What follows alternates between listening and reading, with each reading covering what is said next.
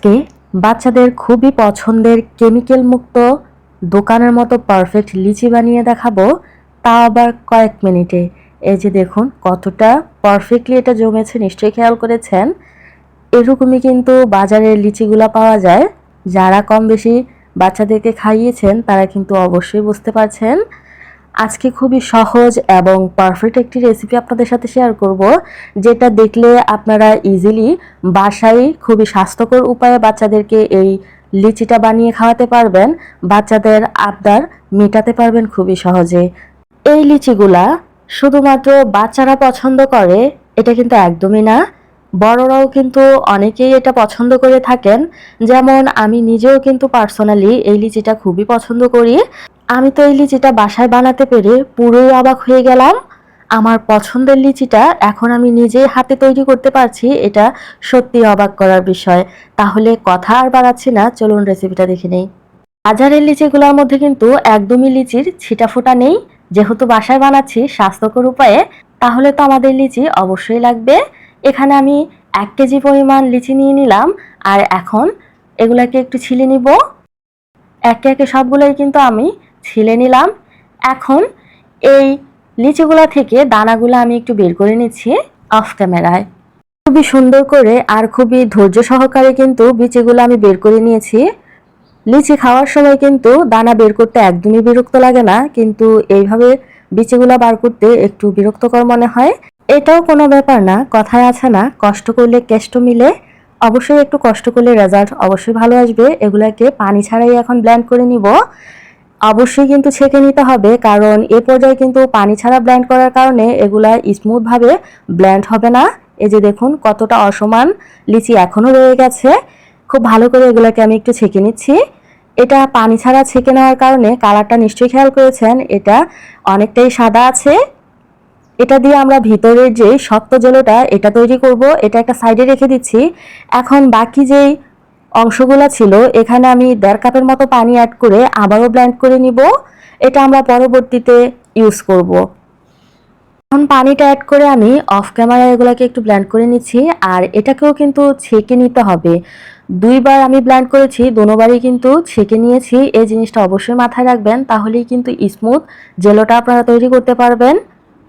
এখন প্রথম যেই রসটা আমি বের করে রেখেছিলাম ওইটাই নিয়ে নিলাম।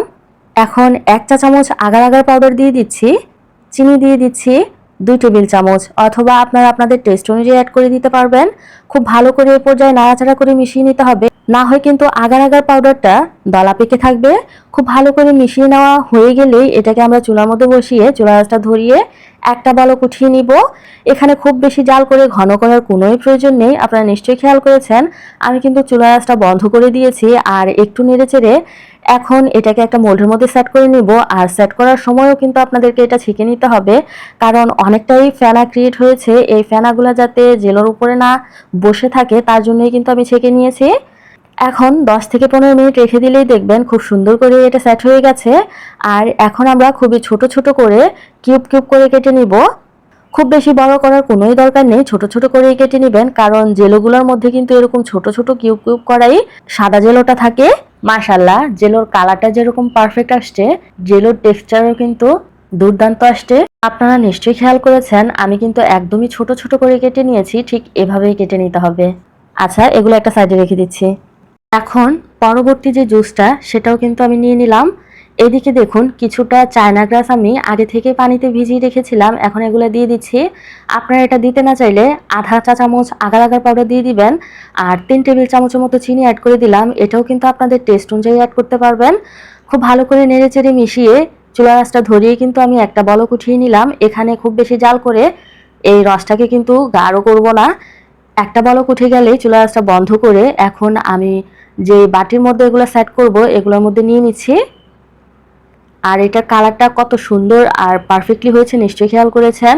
লিচিগুলা পারফেক্টলি ভাবে বানানোর জন্য কিন্তু আগার আগার পাউডারের দিকে বিশেষ খেয়াল রাখতে হবে।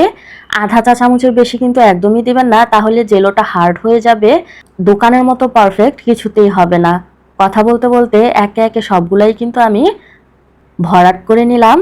আর এই যে দেখুন জেলোগুলা কতটা পারফেক্টলি হয়েছে, এখন আমার ইচ্ছে মতো আমি কয়েক টুকরা দিয়ে দিচ্ছি। এখন আপনারা চাইলে 2টা অথবা 1টা করেও দিতে পারেন, অথবা চাইলে আরও বেশি করেও দিতে পারেন। এখন এটাকে সেট করে নিব। আধা ঘন্টার মতো রেখে দিলেই সেট হয়ে যাবে। তারপরে আপনারা পরিবেশন করতে পারেন, কিন্তু ফ্রিজে ঠান্ডা করে রেখে খেলে এটা কিন্তু অনেক বেশি তৃপ্তি পাওয়া যায়। এই যে দেখুন মাশাআল্লাহ কতটা পারফেক্টলি জমেছে, নিশ্চয়ই খেয়াল করেছেন। আমার রেসিপিটা ফলো করে বানালে ইনশাল্লাহ আপনারাও কিন্তু পারফেক্ট দোকানের মতো লিচি ঘরেই বাচ্চাদেরকে বানিয়ে দিতে পারবেন, মাত্র কয়েকটা উপকরণ দিলেই।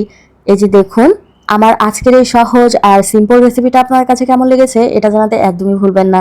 চ্যানেলে নতুন হয়ে থাকলে অবশ্যই চ্যানেলটা সাবস্ক্রাইব করার অনুরোধ রইল।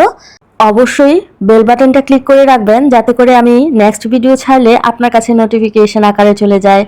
এই যে দেখুন মাশাআল্লাহ। ভিডিওটা বেশি ভালো লাগলে অবশ্যই লাইক কমেন্ট করে আপনার মূল্যবান মতামত জানাতে একদমই ভুলবেন না। আজ এ পর্যন্তই। সবাই ভালো থাকবেন, আমার জন্য দোয়া করবেন, রেসিপিটা অবশ্যই ট্রাই করবেন। আল্লাহ হাফেজ।